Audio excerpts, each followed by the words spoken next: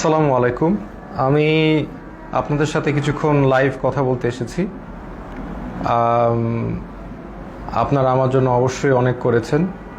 আপনারা আমাকে যখন ধরে নিয়ে যায় তখন আপনাদের অবদান অনেক ছিল, এটার জন্য আমি কৃতজ্ঞ অবশ্যই।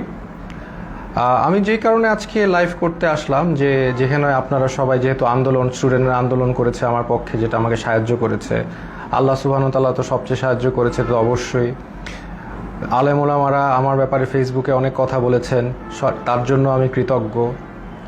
তো আমি আসলে সবার কাছে কৃতজ্ঞ।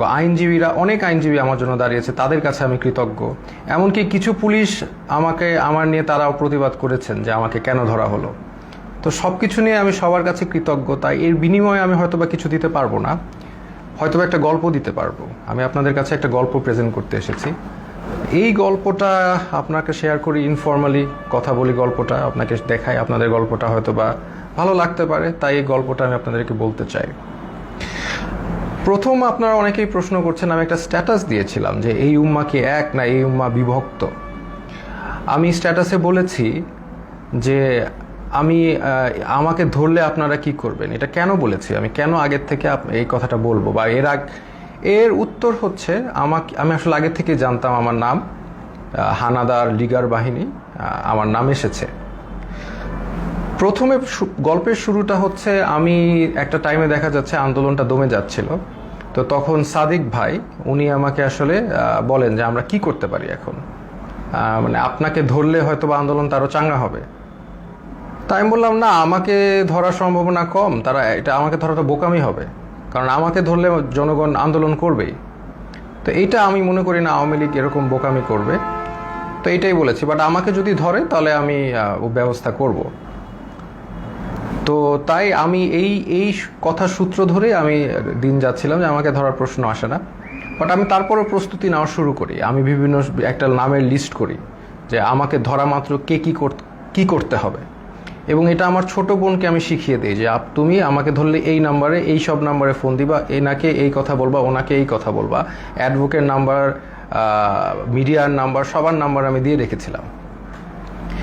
তারপরে একদিন হঠাৎ ডক্টর সরওয়ার হোসেন উনি আমাকে ফোন করে আমাকে বলেন যে আসিফ, তোমার আর আমার নাম এসেছে, তোমার আর আমাকে আটক করা হবে, তুমি এখন, আমি এইটা লাস্ট ফোন দিলাম তোমাকে, তুমি এখন তাড়াতাড়ি পালাও।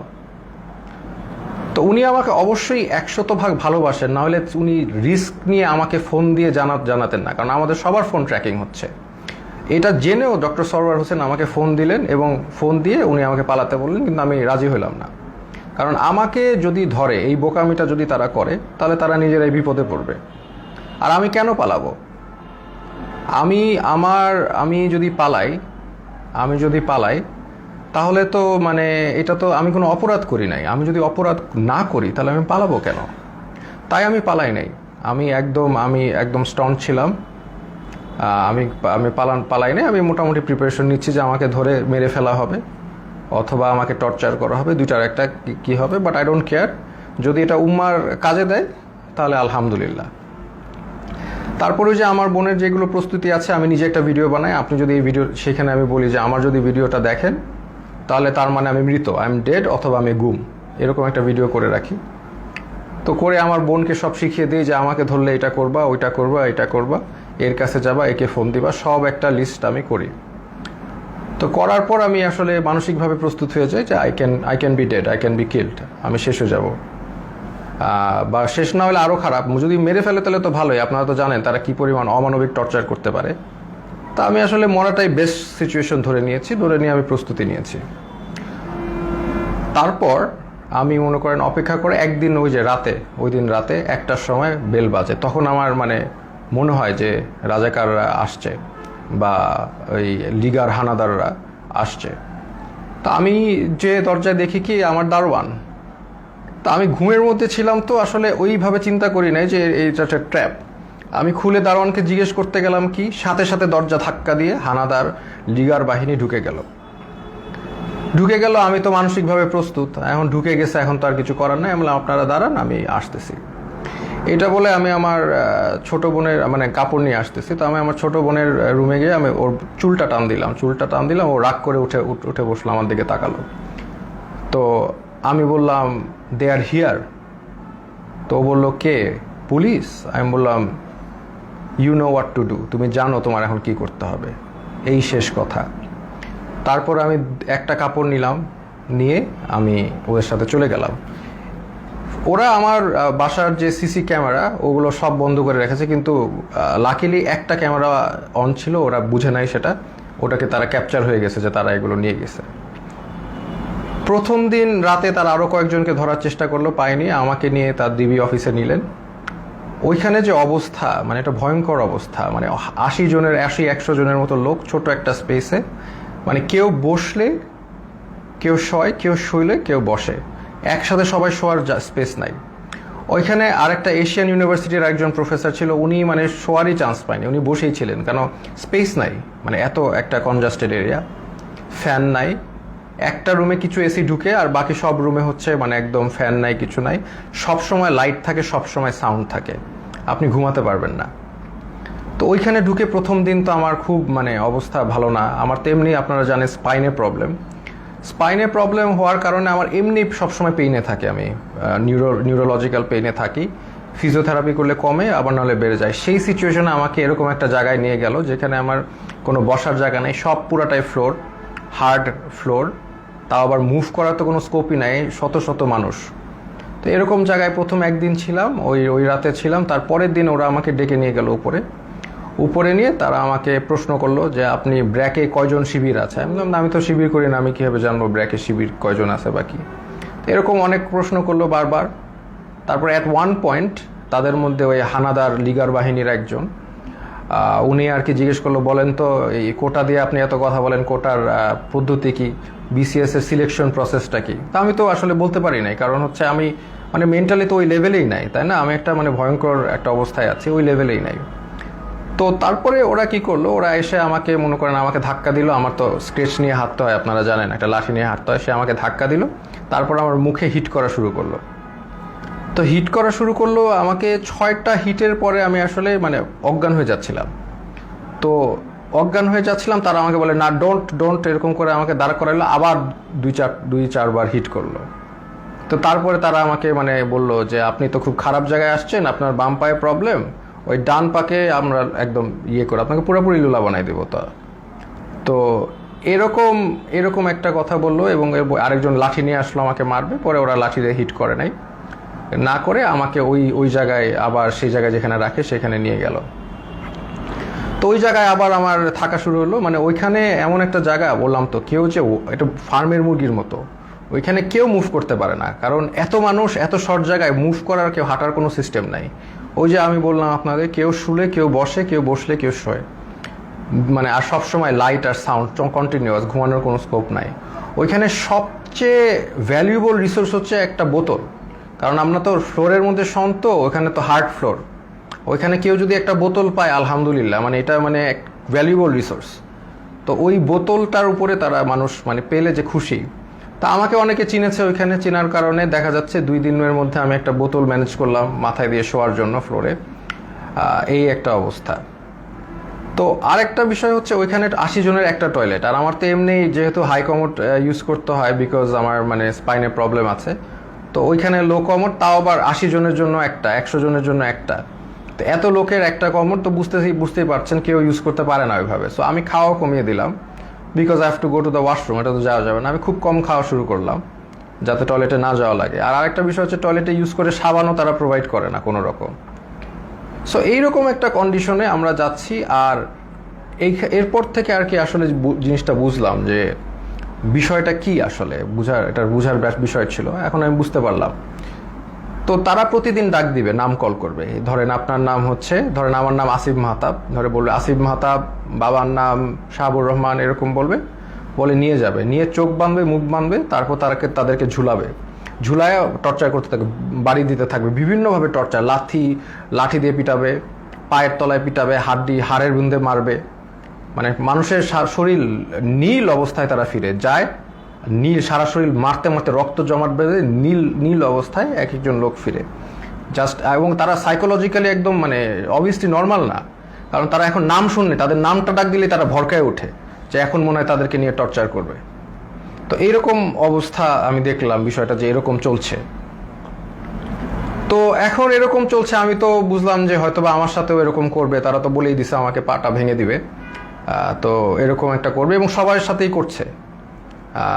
স্পেশালি জামাতের যারা আছে তাদেরকে, মানে জামাত যেহেতু বলে ফেলছে একবার, তাদেরকে মানে অমানবিকভাবে টর্চার করছে জামাত। আর নূর ভাইয়ের সাথেও ওইখানে দেখা হলো, নূর ভাইরে বললাম কি অবস্থা, তো নূর বলল যে যে ভাই আমাকে তো অনেক মারছে, হাত দিয়ে দেখালো, হাত নীল হয়ে গেছে। তো এই এই এই হচ্ছে সিচুয়েশনটা। আর ওখানে তো মানে আর সবসময় তো লাইট, বাইরে যে একটা আলো, বাইরে যে বৃষ্টি পড়তেছে নাকি এটা আমরা গেস করা শুরু করলাম যে বাইরে আদৌ বৃষ্টি পড়ছে কিনা, কারণ মোটা ওয়াল, কোনো উইন্ডো নাই, কোনো বাইরের কোনো আলো বাতাস তো আমি জানি নাকি, ভিতরের মধ্যে থাকি আমরা বদ্ধ ঘরে, শুধু আলো আর এই যে কনস্ট্যান্ট সাউন্ড, মানে এই একটা অবস্থা।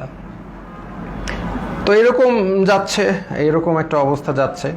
তো এখন দেখলাম অনেকে ভেঙে পড়তেছে। তো আমি আর কি আমি আমার মতো করে ইন্সপিরেশন দেওয়ার চেষ্টা করলাম যে আপনারা এইভাবে টর্চার হচ্ছেন, আপনি কি মনে করেন না আল্লাহ আপনাকে এটার জন্য রিওয়ার্ড দিবেন? আজকে আপনারা তো জানেন নবী করিম সাল্লাল্লাহু আলাইহি সাল্লাম বলেছেন যে আপনি যদি এইভাবে নির্যাতিত হন আপনার গুনাহ মাফ হচ্ছে, আপনাদের গুনাহ মাফ হচ্ছে। আপনার যদি গুনাহ এইখানে থাকার কারণে গুনাহ মাফ হয়ে জান্নাতুল ফেরদৌসে যেতে পারেন, এটা আপনার জন্য ভালো, নাকি এইখানে ভালো থাকলেন তারপর জাহান্নামে গেলেন, এটা ভালো? তো এইভাবে আমি সবাইকে একটু ইন্সপায়ার করার চেষ্টা করলাম, মোটিভেশন দেওয়ার চেষ্টা করলাম। আর আমার নিজের তো হেলথ কন্ডিশন ডিটোরিয়েট করতেছে প্রোগ্রেসিভলি, আর ওয়াশরুমের ইস্যুটা তো ছিলই। তো এইরকম একটা অবস্থায় সবাইকে মানে মোটিভেট করছি আমি। আর আমার নিজেরও তো ওই যে ফার্স্টের দিন যেভাবে আমার মুখে ফেসে হিট করেছে, এই পরে তো আমার একটা দিন জ্বরই ছিল, আমি শুয়েছিলাম। তো এই হচ্ছে আমাদের মানে সিচুয়েশন। আমি ওখানে একদিন শুয়েছিলাম, তারপরেও আমি সবাইকে মোটিভেশন দেওয়ার চেষ্টা করি। একটা ছেলে আসলো, সেই ছেলেটা কাঁদতে কাঁদতে, স্যার আমি তো কিচ্ছু করি না, আমি জাস্ট ইলেকট্রিক্যাল কাজ করি, আমাকে ধরে নিয়ে আসছে স্যার, আর ধরে নিয়ে আমাকে টর্চার করতেছে, কাঁদতে কাঁদতে শেষ। আমি বললাম কাঁদতেছো কেন, মানে তুমি পুরুষ মানুষ না, are you not a man, তুমি কাঁদবা কেন, টর্চার করলে করবে। বলে স্যার আমাকে স্বীকার করতে বলে, আমি খুন করেছি, এই করেছি, আমি তো করি নাই স্যার। বলে করবা না, স্বীকার করবা না, তোমার পাটা যদি কেটেও ফেলে তারপরেও তুমি স্বীকার করবা না, কেন করবা? যেটা সত্যি সেটা বলবা, তুমি করবা না স্বীকার, আমাকে মেরে ফেলবে। তো ওইখানে আবার একটা জিনিস বুঝলাম যে সবাই কান্নাকাটি করে যে তাদের একটু মানে জেলে কবে যাবে, মানে তাদের জেল হচ্ছে তাদের জন্য স্বর্গ। ওইখানে যেভাবে টর্চার করে, যে নাম ডাকবে, বাবার নাম ডাকবে, দ্যাট মিনস তাদেরকে টর্চার করা হবে। তা এই জন্য তারা যদি জেলে যেতে পারে, এটার জন্য তারা দোয়া করে আল্লাহর কাছে, আল্লাহ আমাদের যাতে জেলে দেয়। তো এরকম অবস্থা। আমাকে তারপরের দিন, আমি তো অলরেডি এর মধ্যে তো আমি আমার বোনকে বলে আসছি, তার মানে আমার যে ভিডিওটা ছিল যে আপনি আমার ভিডিও দেখলে আমি মৃত, হ্যাঁ, তো এই ভিডিওটা আমি আশা করছি যে পোস্ট হয়ে যাবে। আমার বোনকে যেভাবে কাজ করতে বলেছি করবে, লয়াররা কাজ করবে। তো এটা আমি আশাবাদী ছিলাম যে ইনশাল্লাহ সবাই যার যার অবস্থা থেকে কাজ করবে, স্টুডেন্ট আন্দোলন করবে, যে এইগুলো করার পরে এবং জনগণ যখন এটার এগেনস্টে কথা বলবে, আরেকটা ইস্যু হয়ে যাচ্ছে, ফার্স্ট অফ অল আরেকটা নতুন ইস্যু হয়ে যাবে, যেটা দিয়ে আবার আন্দোলন শুরু হবে। এটা আমি জানতাম। আর এটার পরে আমাকে যদি আরও টর্চার করবে, কিন্তু এটা তাদের জন্য আরও খারাপ হবে। তো তারপরে আমাকে তারা ঠিকই গুম করা অবস্থায়, আর আমার বাবা মা যতটুকু জানলাম আমাকে গুম করে ফেলছে। তো এটা তারা বলছে, তারা স্বীকার করে না যে তারা নিয়ে আসছে। তো এই অবস্থায় তারা আমাকে কোর্টে চালান দিল। তো আমি চিন্তা করলাম যে কোর্টে যেহেতু যাচ্ছি, এখানে মিডিয়া পাইলে আমি আমার এক আঙ্গুল দেখাবো, শাহাদাত, এক উম্মা, আমরা এক উম্মা, হ্যাঁ, আমার গায়ে আমরা সবাই এক। তো এই সিম্বলটা আমি চিন্তা করেছি দেখাবো। তো আমি জানি যে এগুলো দেখালে তারা আমাকে আরো অনেক নির্যাতন করতে পারে, দেখাইলাম, কারণ এটা আমি তো জানি জনগণ বুঝবেন যে আমি এক আল্লাহ, এক রসুল, এক উম্মা, এই কথাটা আমি বুঝাতে চাচ্ছি যে আমরা সবাই এক।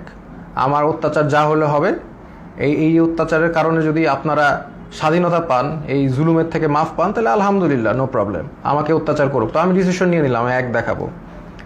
তা আমার সাথে ওই জগন্নাথের আরিফ ছেলেটা, খুবই সাহসী ছেলে, ও আমার সাথে কেসটা দিল, মামলা দিল, আমরাও গেলাম, আমি ওকেও বললাম যে আমি এক দেখাবো। তো এই অবস্থায় এই এক উম্মা শাহাদাতের আঙ্গুল দেখিয়ে আমি ওই কোর্টে দেখালাম, এবং কোর্টে আমাকে সম্পূর্ণভাবে মানে কোর্টের যে জাজ, তিনি আমাকে দেখে চিনে বললে আপনাকে ওখানে দাঁড়ানো লাগবে না, আপনি বসেন। তো উনি আমাকে বসালেন, কিন্তু তারপরেও ওই মিথ্যা মামলাটা দিলেন যে আমি নাকি সেতু ভবন ভাঙচুর করেছি, যেটার মানে কোনো মানে এটা যে এটা জোক, মানে এটা যে কলাপস করছে সোসাইটি, ওখানেই প্রমাণ যে এরকম একটা মিথ্যা মামলা যেটার কোনো তথ্য নাই, প্রমাণ, এটা বলাই আসলে সময় নষ্ট। তো এই মিথ্যা মামলা উনি মানে জাজ আমাকে দিলেন, আর আমাকে আবার 6 দিনের রিমান্ড মঞ্জুর করলেন। তো ওই 6 দিনের রিমান্ড আবার গেলাম, আর এই সময়টা অনেকের সাথে পরিচয় হলো। ওখানে বিএনপির অনেক নেতা ছিল, পার্থ ভাই ছিলেন, ওনার সাথে আমি বললাম যে পার্থ ভাই আপনার তো আর আমার মামলা এক, আমি তো আপনার সাথে আসি। তো উনি বলে যে আমি তো তোমাদের সাথে থাকতেই চাই না, আমি তো এখান থেকে বের হতে চাই, একটু মজা করলেন। তো এরপরে অনেক মানুষের সাথে পরিচয়। একজন আসলেন, ওনাকে মানে উনি হাঁটতেই পারতেছেন না, পাটা একদম প্রচুর মানে অবস্থা খারাপ করে পিটিয়েছে।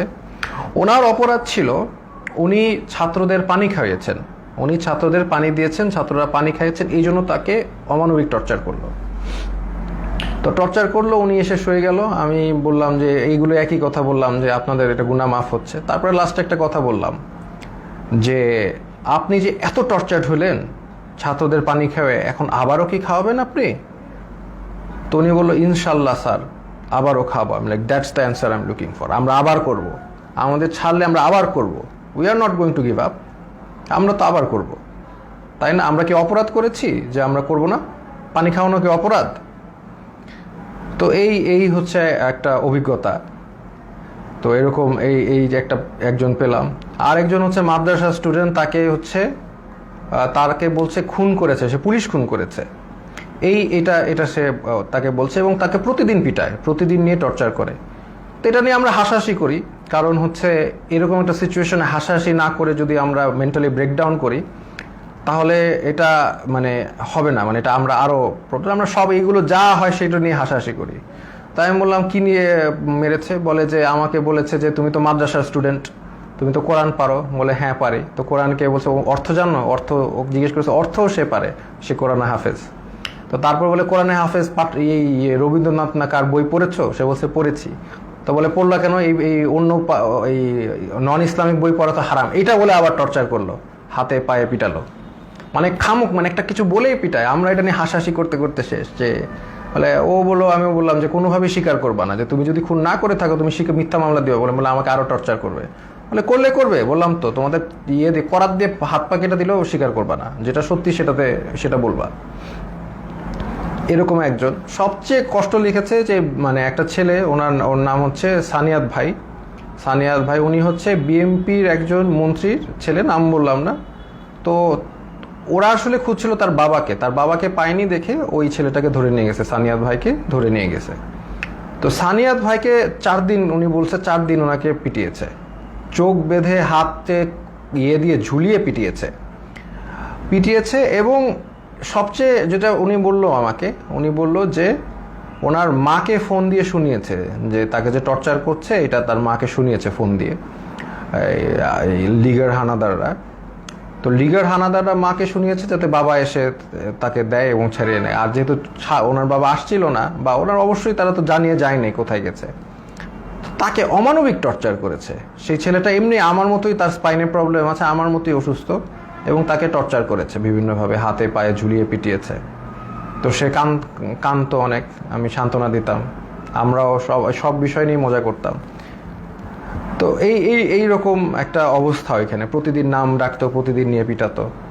এমন রাত যে কোনো সময় ডাকতে পারে, সকাল 12টায়, মানে 12টায় ডাকতে পারে, রাত 1টায়, এনি টাইম নাম আসতে পারে। নাম আসলে they will take you and torture you.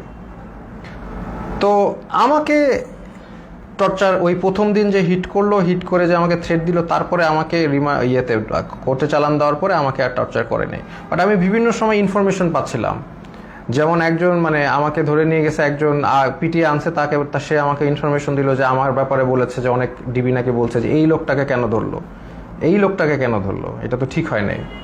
আবার আরেকজনকে ধরে পিটিয়ে এনেছে, সে বললো যে স্যার আপনার ব্যাপারে ডিবি কথা বলছিল যে আপনার ব্যাপারে 40 জন লয়ার দাঁড়িয়ে গেছে, এত সংখ্যক লয়ার তারা কখনো দেখে নাই, আপনি খুবই ইন্টেলিজেন্ট মানুষ, এগুলো তারা বলছে। দেখা যাচ্ছে তাদের আমার প্রতি একটা রেসপেক্ট ছিল। ওই একদিন হিট করার পর তারা আমাকে হিট করে নাই, বাট দ্যাট ডাজন্ট ফরগিভ তারা অন্য যাদেরকে এইভাবে টর্চার করেছে। ফার্স্ট অফ অল, একটা পুলিশ একটা ডিটেইনিকে কখনো হিট করতে পারে না, that is a crime, that is criminal, they committed crime against humanity, তাই না? এটা ইন্টারন্যাশনাল, আন্তর্জাতিক ট্রাইব্যুনালে তাদের বিচার হওয়া উচিত। তারা যেইভাবে মিথ্যা মামলা দিয়ে টর্চার করে মানুষকে, এটা তো কখনোই মানে ইটস নট অ্যাকসেপ্টেবল। তো এরকম দিন যায়, তখন হঠাৎ তাদের দেখলাম টোন একদম 180 চেঞ্জ হয়ে গেছে। তারা তখন মানে বিএমপি যারা লিডার আছে তাদেরকে একদম খাবার টাবার এনে দিচ্ছে, সবার সাথে ভালো বিহেভ এরকম। তখন আমরা মোটামুটি আমরা বুঝতে পারলাম যে তারা আসলে বাইরে কিছু একটা হচ্ছে, সামথিং ইজ হ্যাপেনিং, কারণ আমরা তো কোনো ইনফরমেশন পাই না। সামথিং ইজ হ্যাপেনিং, আদারওয়াইজ তারা এরকম চেঞ্জ করবে না কেন। তারা ডেফিনেটলি তাদের বাইরে কিছু একটা হচ্ছে, এইটা নিয়ে তারা তাদের টোন চেঞ্জ করে ফেলেছে। এবং তারপর থেকে দেখা যাচ্ছে তারা সবার সাথে মোটামুটি ভালো বিহেভ এবং আস্তে আস্তে ছেড়ে দিচ্ছে। মাঝখানে কিছু স্টুডেন্টদের ধরে আনলো, ওই তারাও মানে অনেক কান্নাকাটি করে শেষ। এবং একটা ছেলে ছিল যাকে আমার মনে পড়ে, খুবই স্মার্ট ছেলে, আমিনুল। তো আমিনুল হচ্ছে 14 বছর বয়স, ধরে নিয়ে আসছে। এবং অন্য যেগুলো ছেলে ছিল তারা একদম একদম ব্রেকডাউন করেছে মেন্টালি, বাট আমিনুল ছেলেটা ও হচ্ছে মোহাম্মদপুরে থাকে খুব সম্ভবত, খুব সাহসী, নারুটোর গেঞ্জি পরে হাইটে বেড়াচ্ছে। মানে ও হি ডাজেন্ট কেয়ার, এই ছেলেটা ডাজেন্ট কেয়ার যে ওর সাথে এখন কি টর্চার করা বা কোথায় আসে। ও লাইক মানে চলে আসে, আমাকে বলতে, স্যার আপনি কি ড্রাগন বল জি দেখেছেন? আমি বললাম হ্যাঁ হ্যাঁ ড্রাগন বল জি দেখছি। বলে আমি দেখতেছি, আমি ওই ডিমন স্লেয়ার দেখেছি, এই দেখেছি সেই দেখেছি। তো মানে একদম মানে হি ডাজেন্ট কেয়ার, সে দেশ স্বাধীন করতে নামছে, ও দেশ স্বাধীনই করবে। আমিনুল নামটা ছেলেটার, ওকে 14 বছর দেখে ওকেও ছেড়ে দিয়েছে। তো এইরকম আর কি ঘটনার বিষয়গুলো। তারপরে ওইটার পর থেকে আস্তে আস্তে অনেককে ছেড়ে দিয়েছে, এবার অনেকে ছাড়েনি, অনেকে তারপরেও টর্চার করেছে। তো এরকম আমরা এই অবস্থায় আমরা অনেক দিন পার করার পরে তারপরে আমাকে একদিন ডাকলো, ওরা ডেকে হঠাৎ করে আমাকে দেখলাম যে বসালো, যে স্যার আপনি ভাই কি অবস্থা, আমরা তো জব করি। মানে যেই লোকটা আমাকে হিট করেছে এবং তারাই যে টিমটা তারাই আমাকে ডেকে দেখি কি মানে জামাই আদর সোজা কথা করছে। তো তখন আমি বুঝতে পারতেছি না যে কি হচ্ছে। এখন হয়তো বা বুঝলাম যে সিচুয়েশন বাইরে পরিবর্তন হয়েছে, দেখি তারা আমাকে ভালোভাবে ট্রিট করছে।